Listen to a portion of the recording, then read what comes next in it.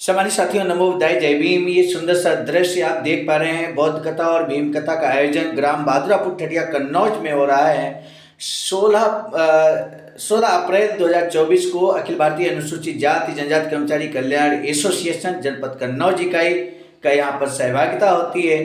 परम आदरणीय रामनरेश गौतम जी, जिला कोषाध्यक्ष आवाज का कन्नौज के नेतृत्व में परिवार समेत मैं स्वयं सर्वजित आर्य जिला अध्यक्ष कन्नौज पार्टिसिपेट करते हैं।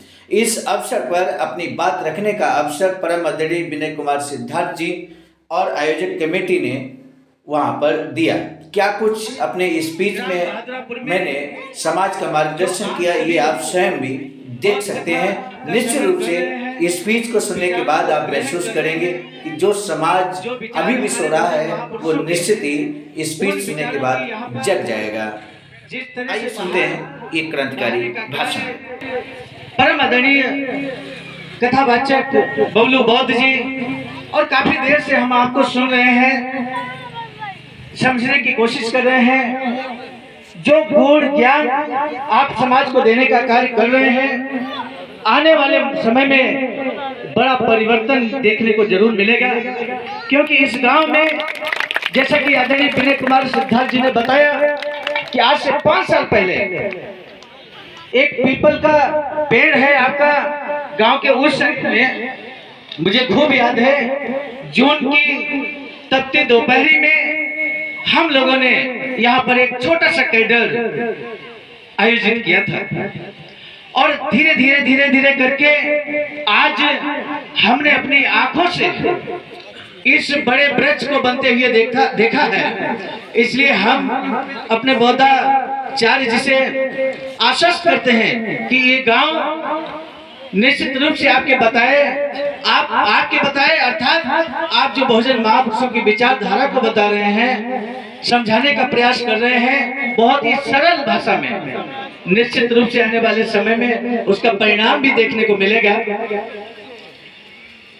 हम आपकी पूरी टीम का जिस तरह से आप झांकी के माध्यम से समाज का मार्गदर्शन कर रहे हैं, समाज को समझाने का कार्य कर रहे हैं, आपके साथ जो पूरी टीम है उनका हम सम्मान करते हैं। हमारे सामने जो साथी साउंड सर्विस बेहतरीन देने का कार्य कर रहे हैं, हम आपका भी धन्यवाद ज्ञापित करते हैं। माताएं बहनें हमारे सामने हैं, बड़े बुजुर्ग हमारे सामने हैं, बच्चे भी हमारे सामने हैं। आप सभी का हम सम्मान प्रकट करते हैं आज के इस सुनहरे अवसर पर। आज आपको सोचना है, इस बात को लेकर विचार कीजिए कि आखिर इस बौद्ध कथा का आयोजन का उद्देश्य क्या है।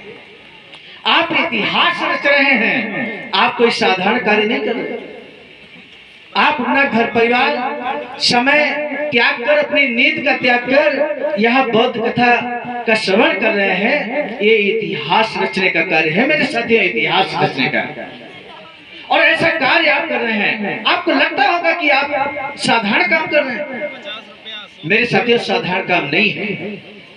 अभी तक जो आप सुनते आए हैं वहां आपको गालियां भी दी जाती थी, लेकिन आपको सुनना पड़ता था। आज जो आपको यहाँ सुनाने का कार्य किया जा रहा है वो आपके अधिकारों की बात बताई जा रही है। कैसे आप शिक्षा के मार्ग को प्राप्त कर कैसे अपने जीवन में रोशनी भर सकते हैं, अपने बच्चों के जीवन में रोशनी भर सकते हैं, आने वाली जनरेशन को आप मार्ग दिखा सकते हैं। वो मार्ग बताने का कार्य इस बौद्ध कथा में किया जा रहा है मेरे साथ। इसलिए आप इतिहास निर्माण कर रहे हैं। हम जहां जहां जाते हैं 2-3 बातें हम जरूर करते हैं। आपका यहाँ पर आने का और बौद्ध कथा सुनने का एक नजरिया है, उस नजरिए से आप सुन रहे होंगे। लेकिन हम आपको बता दें कि आपके सामने जब कुछ प्रश्न किए जाते हैं तब उन प्रश्नों का जवाब क्यों नहीं दे पाते। कल यहाँ पर ये बताया गया कि बाबा साहब ने किस विद्यालय से हाई स्कूल पास किया था। ये बताया गया कि प्राथमिक शिक्षा बाबा साहब ने किस स्कूल से ग्रहण की। और जब आज पूछा गया आपसे तो आप में से किसी का हाथ नहीं उठा। क्या सुनते हैं आप? इसलिए मेरे साथियों, बहुत गौर कीजिए, बहुत लंबा समय हमारे समाज पर शोषण अत्याचार हुए हैं और आज ये जो विचारधारा यहाँ पर आपको सुनने को मिल रही है उस शोषण अत्याचार से निजात दिलाने का कार्य करेगी। इसलिए आप पहचानो अपने बहुजन महापुरुषों को,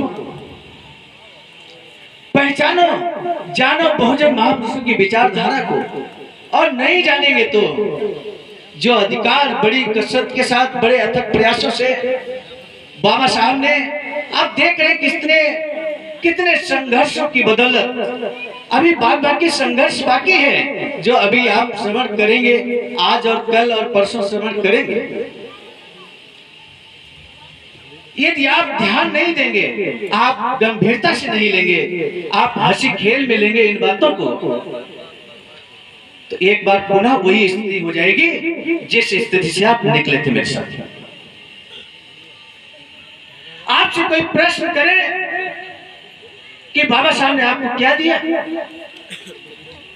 तो लोग कहने लगते हैं कि आप तो प्रिंसिपल हैं, आप शिक्षक हैं, आप अधिकारी हैं, तो आपको बाबा साहब ने दिया है कि आपकी नौकरी लग गई और आप नौकरी कर रहे हैं शान से, तो आपको बाबा साहब ने दिया होगा। हम तो किसान हैं, हम मजदूर हैं, हमको क्या दिया बाबा साहब ने? हमको कुछ नहीं दिया। ऐसा लोग बोलने लगते हैं। आप विचार कीजिएगा, आज हम वही बात आपको बताने की कोशिश करेंगे 5 मिनट के अंदर कि बाबा साहब ने चाहे किसान हो, मजदूर हो, चाहे सरकारी नौकरी में हो, क्या दिया बाबा साहब ने। और आज की बात जब आपके समझ कोई प्रश्न आए इस तरह का, तो आप सीना ठोक कर बोलिएगा कि बाबा साहब ने आपको क्या दिया। तो प्रश्न है ये आपसे कि बाबा साहब ने आपको क्या दिया है। तब बाबा साहब 17 अगस्त 1952 को अपने ही द्वारा स्थापित सिद्धार्थ कॉलेज में दहाड़ कर बोलते हैं और कहते हैं कि पिछले 25 साल का मेरा एक जीवन संघर्ष रहा है और इस 25 साल के जीवन संघर्ष में मैंने अपने समाज को 3 कार्य अपने समाज के लिए किए हैं। ये 3 कार्य आप गांठ बांध दीजिए मेरे साथियों। तब बाबा साहब कहते हैं मैंने अपने समाज के अंदर इन 25 वर्षों में ज्वलंत स्वाभिमान पैदा किया है। ये बात बाबा साहब कहते हैं। कैसा ज्वलंत स्वाभिमान मेरे साथियों? आज समझिए ज्वलंत स्वाभिमान क्या होता है। तब बाबा साहब एग्जाम्पल देते हैं, कहते हैं पास में ही एक जलगांव है, जलगांव। उस जलगांव में ब्राह्मण भोज हुआ करता था, ब्राह्मण भोज हुआ करता था। और हमारे समाज के लोग आज जो बड़े सम्मान के साथ यहाँ कथा का श्रवण कर रहे हैं, यही समाज के लोग जानते कहाँ एकत्र होते थे? वो एकत्र होते थे जहां पर जूठी पत्तलें डाली जाती थी मेरे साथियों। और उन जूठी पत्तलों को, उसमें जो बची हुई जूठन थी, उसको चाट कर अपने भूख को मिटाया करते थे मेरे साथियों। इतना ही नहीं, समाज की इतनी बड़ी भीड़ जब इकट्ठा होती थी, पत्तले एक बार में आती थी 50, लोग होते थे 100, झगड़ा करते थे आपस में, लड़ते थे आपस में कि ये पत्तल हमारी है, तुमने कैसे उठा ली। मतलब उन्हें इस बात पे बिल्कुल शर्म नहीं लगती थी, उन्हें अपने निष्ठा का भाव नहीं था। वो ये नियति मान चुके थे कि ये तो हमारी नियति है, हम शूद्र में जन्म हमने लिया है, तो हमें तो यही जूठी पत्तलें ही चाटनी है। और इतना ही नहीं मेरे साथियों, मेरे प्यारे बच्चों, वो लोग अपने बच्चों के लिए भी जूठी पत्तलों को घर ले जाया करते थे।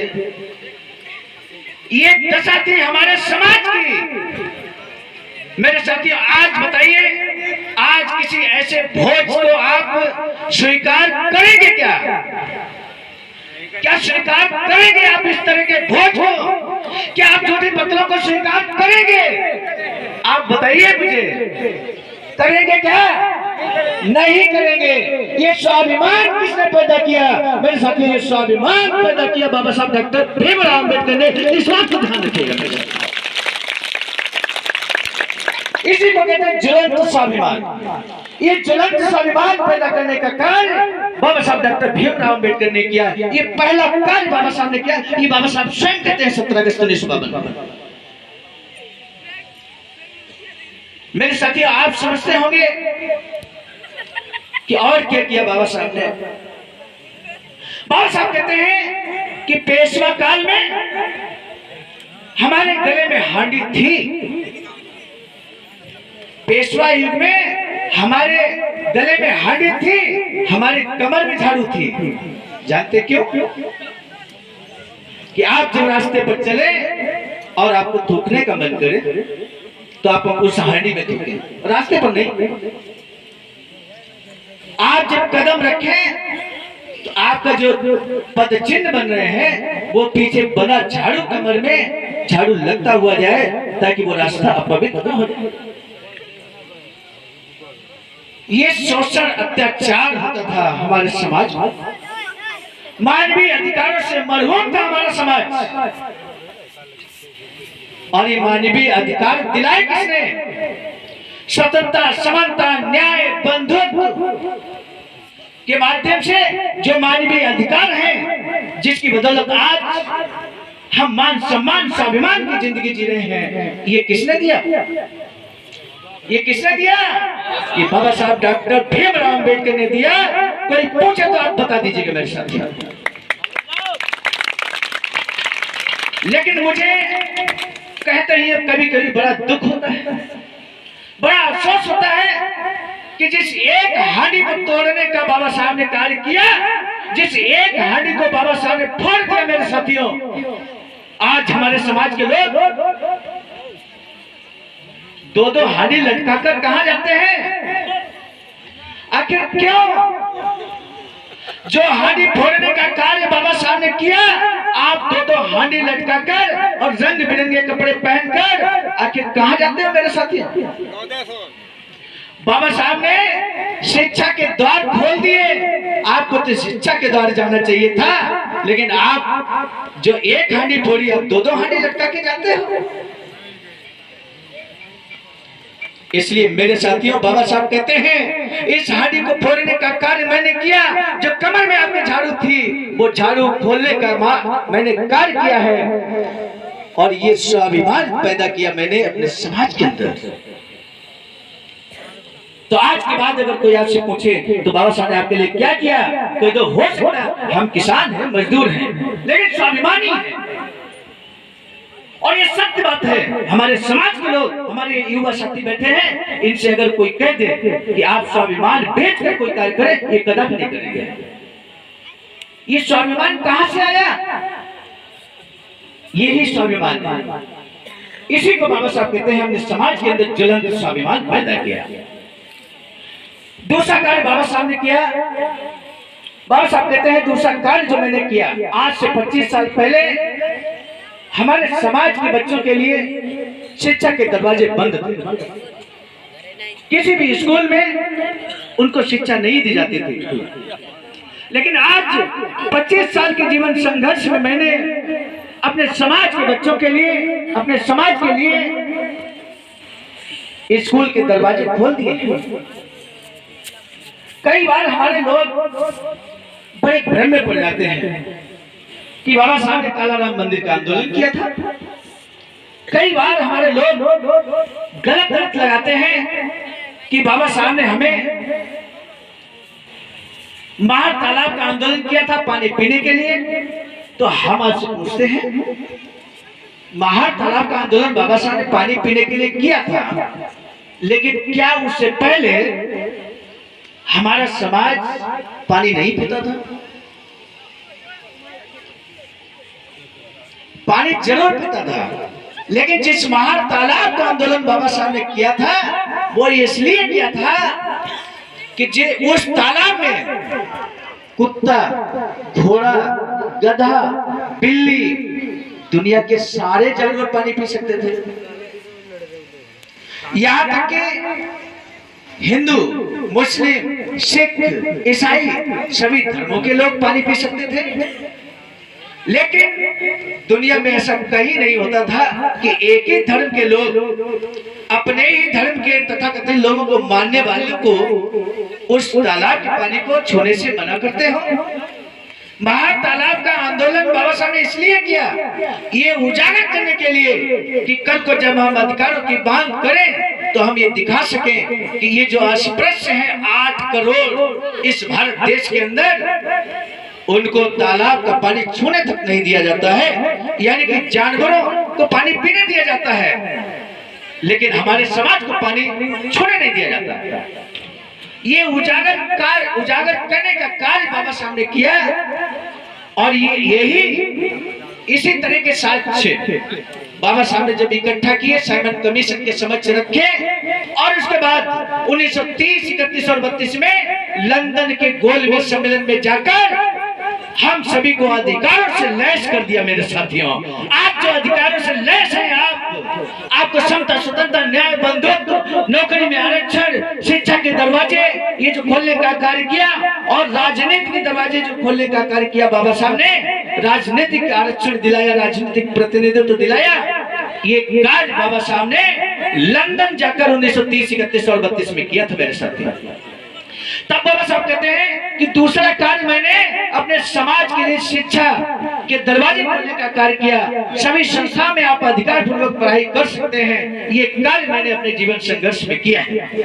और साथ ही साथ बाबा साहब कहते हैं कि 25 साल पहले राजनीति में हमारे समाज का चपरासी तक नहीं होता था, सदन में चपरासी तक हमारा नहीं होता था। लेकिन आज 25 सालों के जीवन संघर्ष के बाद में 1952 में बाबा साहब कहते हैं हमारे सांसद, विधायक, और वर्तमान की बात अगर हम करें तो आपके देखिए, आपके टटिया की अब बात करें तो कितनी आप अपना प्रधान चुनते हैं। आपने अपने जिले से अपने समाज के विधायक को चुना है, हमेशा सुनते आए हैं, जो कि इस समय मंत्री भी हैं, और वर्तमान में 131 सांसद हैं इस देश के अंदर अपने समाज के। तो ये जो अधिकार दिलाया, आप महसूस करते होंगे, बात वहीं पर घूम कर आ जाती है कि आप कहीं ये ना सोचे कि हम पढ़े लिखे नहीं हैं, हम मजदूर हैं, किसान हैं, तो हमको बाबा साहब ने क्या दिया। तो हम आपसे पूछते हैं, आप चुनाव लड़ सकते हो कि नहीं? हम मानते हैं कि आप पढ़े लिखे नहीं हैं, लेकिन आप प्रधानी का चुनाव लड़ सकते हैं कि नहीं? बताओ। आप प्रधानी का चुनाव लड़ सकते हो, आप विधायक बन सकते हो, आप सांसद बन सकते हो। ये अधिकार किसने दिया? ये अधिकार किसने दिया? बाबा साहब ने दिया। अब मत कहना कि हम पढ़े लिखे नहीं हैं, किसान हैं, मजदूर हैं, तो बाबा साहब ने हमें कुछ नहीं दिया। अरे कुछ दिया हो ना दिया हो, 1935 से पहले हमारे समाज को वोट देने का अधिकार नहीं था। आज 13 मई 2024 को इलेक्शन होने जा रहा है, अपने कन्नौज में वोट पड़ेंगे, और आप सब बड़े अधिकार से, बड़े सम्मान के साथ वोट डालने जाएंगे और अपने प्रतिनिधि को आप चुनेंगे। और आप ऐसा प्रतिनिधि चुनेंगे जो आपकी आवाज को सदन के अंदर बुलंद करेगा। तो ये वोट देने का जो अधिकार है, ये बाबा साहब ने दिया है आपको, ये राजनीतिक अधिकार है। तो मेरे साथियों, अभी परम बदेड़ी बहुत कथाचार्य हम सभी को बता रहे थे कि 5 दिन नहीं, 5 महीने लगातार ये पंडाल लगा रहे, तो भी बाबा साहब का जीवन संघर्ष, बाबा साहब का जीवन संघर्ष हम नहीं बता पाएंगे। और बहुत ही ईमानदारी के साथ मैं आपको बता दूं, बाबा साहब की कुछ किताबें हैं, 40 किताबों का एक सेट है। बाबा साहब डॉक्टर अंबेडकर संपूर्ण वाङ्मय, उस 40 किताबों को हम पढ़ने की कोशिश कर रहे हैं पिछले साल जनवरी से लगातार। अभी तक 2 किताबें समाप्त नहीं कर पाए, आप सोच लीजिए। तो ये है बाबा साहब का जीवन संघर्ष। मुझे लगता 5 महीने क्या 5 वर्षों में भी हम उसको शायद ही पढ़ पाए। लेकिन संकल्प है कि हर दिन हम पढ़ते हैं और अभी भी यहाँ से जाने के बाद हम पढ़ेंगे और उसको इंफॉर्मेशन टेक्नोलॉजी के रूप में उसको कन्वर्ट करेंगे। ये कार्य हम डेली करते हैं, सोने से पहले करते हैं। तो ये अच्छा, ऐसा हम करते क्यों हैं? आप सोचते होंगे कि ये प्रिंसिपल साहब 5 साल पहले भी हमारे गांव में कैडर कैंप देने आए थे और एक बार फिर हमें कुछ समझा रहे हैं, बता रहे हैं। तो हम आपको बता दें, हमने इस बात को एहसास किया है कि आज जो कुछ भी है वो हम बाबा साहब की वजह से, बाबा साहब की वजह से है। और बाबा साहब इस बात को स्वयं कहते हैं कि हमें हमारे समाज के हर व्यक्ति को पे बैक टू सोसाइटी करना चाहिए, पे बैक टू सोसाइटी करना चाहिए। जो हमें मिला है, हमारे समाज को बदौलत मिला है, उस समाज को हम कुछ न कुछ हिस्सा वापस करें, तन, मन और धन के रूप में। इस बात को हमने महसूस किया है, इसलिए ऐसा करने की कोशिश कर रहे हैं। आज हम आप सभी को देखकर बहुत ही गौरवान्वित महसूस कर रहे हैं कि आप सबकी भारी संख्या को देखकर ये पंडाल तो छोटा हो गया मेरे साथी। ऐसा ही जुनून आप बनाए रखिएगा। बाबा साहब की विचारधारा को, बहुजन महापुरुषों की विचारधारा को ग्रहण करते रहिएगा और ग्रहण करने के बाद अपने आने वाली जनरेशन के लिए एक सुगम और मजबूत रास्ता यहाँ से जो मिल रहा है उसको लागू करने का कार्य आप सभी लोग करेंगे। ऐसा मुझे पूरा भरोसा है, माताओं बहनों पर भी पूरा भरोसा है। इन्हीं महत्वपूर्ण बातों के साथ आज हम अपने इस संक्षिप्त संबोधन को यहाँ पर समाप्त करने जा रहे हैं। और कभी आप हमें मौका देंगे, जब कभी कैडर कैंप में बुलाएंगे या किसी तरह का सामाजिक कार्यक्रम होगा, हो सकता है आपके हम शादी विवाह बारात के कार्यक्रम में ना आ सके, क्योंकि हमें एक बड़े समाज का नेतृत्व करना है और नेतृत्व कर रहे हैं। हो सकता है शादी विवाह बारात में हम ना आ पाए तो आप नाराज मत होइएगा, लेकिन जब कभी सामाजिक कार्यक्रम होगा हम जरूर आपके बीच मौजूद रहेंगे। इन्हीं महत्वपूर्ण बातों के साथ इस आयोजन कमेटी का धन्यवाद ज्ञापित करते हुए हम अपनी बात को यहीं पर समाप्त करते हैं। आप सभी को नमो बुद्धाय।